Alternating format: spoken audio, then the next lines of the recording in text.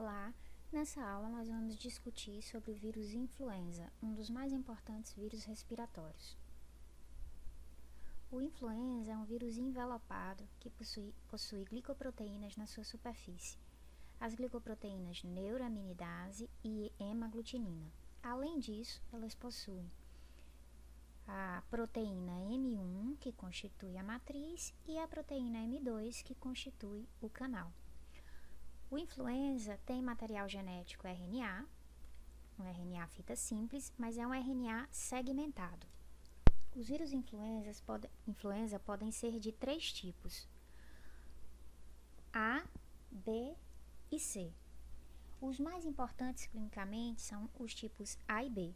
Por exemplo, influenza H1N1, influenza H3N2 fazem parte do grupo de influenza A. Esse grupo, tanto A quanto B, possui 8 segmentos de RNA. Então, quando a gente visualizar um vírus que tem 8 pedacinhos de RNA, ele vai fazer parte dos 2 grupos mais importantes clinicamente, porque causam quadros mais graves em humanos, que é o tipo A e o tipo B. Então, vírus envelopado com capsídeo helicoidal e material genético RNA segmentado. A família do influenza é a Orthomyxoviridae. Mixo significa muco e orto, verdadeiro. Então, o influenza é um vírus que é o verdadeiro produtor de muco. Então, aqui a gente pode visualizar um pouquinho maior a imagem, né, com as hemaglutininas e neuraminidase, os segmentos de RNA, os 8 pedacinhos de RNA, né? Então, isso favorece muita modificação, muita mutação do vírus. É um vírus conhecido por se modificar, né? Ao longo dos anos, ao longo da história, a gente já tem esses relatos. E aí, aqui as funções dessas hemaglutininas, neuraminidase e das proteínas M1 e M2. Então, qual é a função da hemaglutinina? Ela faz a ligação ao receptor celular, ou seja, ela é responsável pelo reconhecimento, pela adsorção. A proteína M1 constitui o capsídeo, né? É a proteína da matriz proteica do vírus. A proteína M2 é uma proteína do canal, né? Que vai ajudar no processo de desnudamento. Nesse canal, a partir desse canal entram íons quando o vírus entra dentro da célula e aí ele se desnuda. E a neuraminidase é aquela glicoproteína que vai liberar os vírus, né, que vai permitir que ao final do processo replicativo esse vírus saia e vá para outra célula, dar continuidade ao processo de replicação e de disseminação da virose. Então, aqui só para vocês visualizarem que ao longo da história a gente tem vários registros de modificação do vírus. Então, é um vírus que de fato se modifica bastante. Então, 1895, né? 1905 e assim vai. Em 1918 a gente teve uma muito importante, né? A gripe espanhola. E aí vocês com certeza vão lembrar de 2009, quando a gente teve H1N1. Então, vejam, H1N1 a gente teve em outros momentos, mas ela vai se modificando e quando se modifica de forma mais eficiente, causa um maior número de casos, em algumas situações chegando a pandemias como a gente teve em 2009. Então, qual é a patogênese do influenza? Bom, o influenza é um vírus respiratório, então, através de aerossóis, ele entra pelas vias respiratórias, trato respiratório superior, e pode ficar restrito ao trato respiratório superior. Se ele ficar restrito ao trato respiratório superior, ele vai causar aquilo que é mais conhecido, que é um quadro gripal. Se ele se disseminar, né, por exemplo, célula a célula, vai causar sintomas mais relacionados a essa região mais próxima do trato respiratório superior, né, garganta. Sinusite, a gente pode ter ele mais restrito no trato respiratório superior, faringite e laringite. Então, ele ainda está meio restrito. Agora, se essa replicação acontecer no epitélio ciliado, for para os gânglios linfáticos, atingir a corrente sanguínea e ele for para o trato respiratório inferior, a gente pode ter casos mais complicados. Então, assim, o influenza ele é mais conhecido por causar gripe, com toda certeza. Mas a gente sabe que existem casos mais complicados causados pelo vírus influenza, inclusive a gente cai muito na questão do H1N1. Então, todo processo que pode gerar complicações no trato respiratório inferior podem também ser causados pela influenza.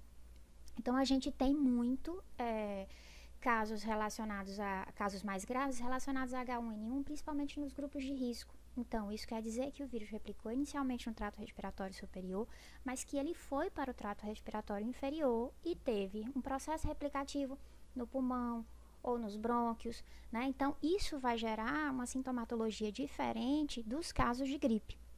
Então, por exemplo, a croup, que é uma laringotraqueobronquite, é um caso mais complicado, uma própria bronquite, os relatos de pneumonia associados a H1N1, né? Então, assim, influenza é um vírus que, teoricamente, é muito conhecido por causar gripe, mas ele tem, sim, muitas possibilidades de complicação.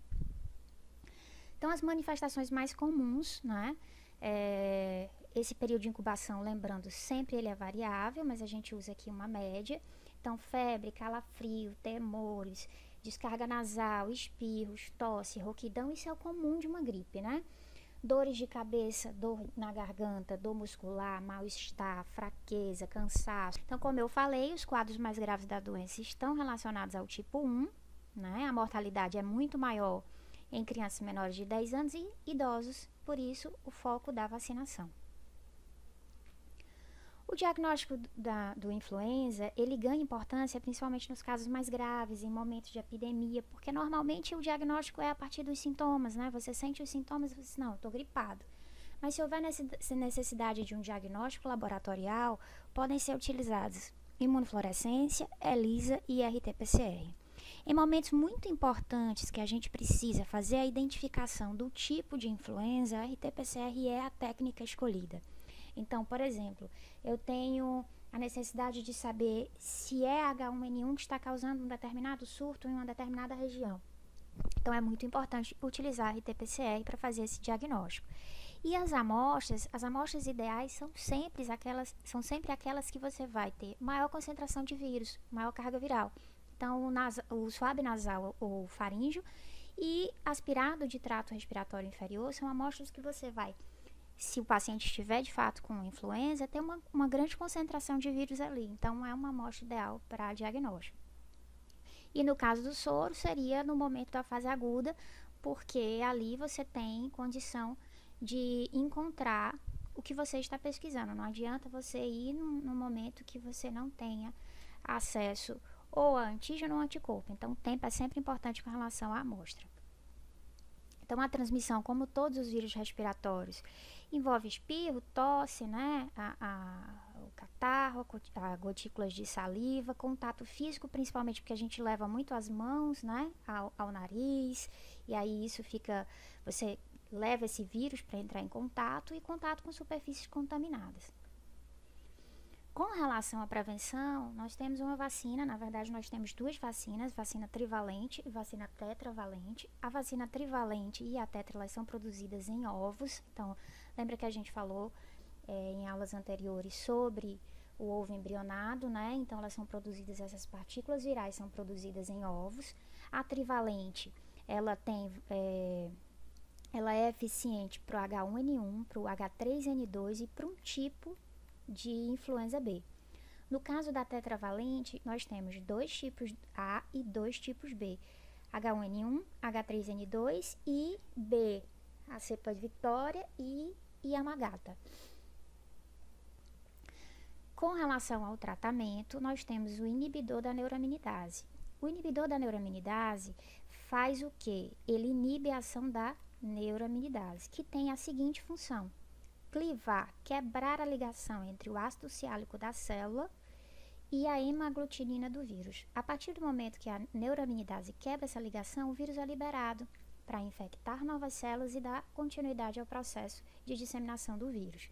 No caso do inibidor da neuraminidase, ele atua bloqueando a ação dessa enzima, dessa glicoproteína.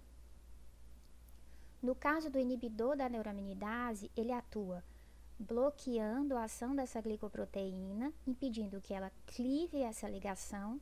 Dessa maneira, o vírus não é liberado e fica preso à célula de origem. Então, esse processo é bloqueado e a replicação viral é controlada na última etapa do ciclo replicativo. Muito obrigada pela atenção, pessoal. Até a próxima aula.